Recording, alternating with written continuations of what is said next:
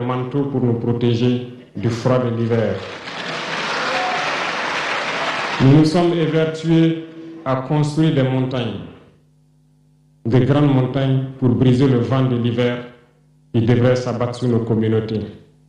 Malheureusement, force est de constater que certains Noirs sont là tous les jours à arroser nos troncs d'arbres d'eau fraîche pour qu'ils ne soient pas brûlés. Ils se transforment en loups ou font en sorte que nous, chercheurs de loups, nous ne puissions pas surprendre le loup. Lorsque nous voulons construire nos montagnes, ils brisent les cailloux pour que nous ne puissions pas arriver. Pourtant, l'hiver arrive. Et quand l'hiver arrive, devrions-nous permettre à ceux-là qui combattent de se protéger avec nos manteaux qu'on a confectionnés, avec les montagnes qu'on a construites pour nous protéger des vents, ou encore se réchauffer avec nous autour du feu. Telle est la question qu'il faut qu'on se pose.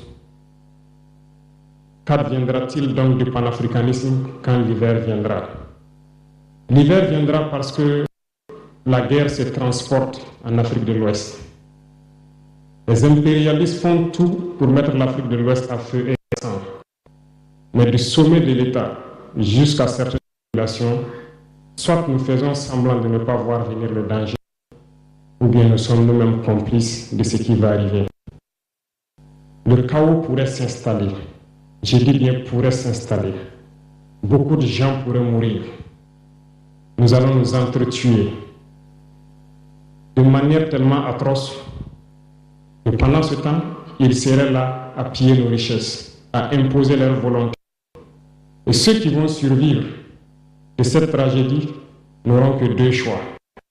Soit s'unir pour toujours contre l'impérialisme ou se résoudre d'esclaves jusqu'à disparaître.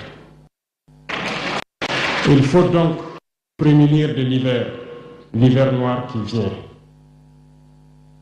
Nous ne pouvons pas comprendre que les Noirs en Afrique de l'Ouest ici prient Dieu que les terroristes tuent des populations noires. Nous ne pouvons pas comprendre que des chefs d'État lâches se cachent derrière des médias, soi-disant médias, pour décourager, insulter, activer la haine entre les populations.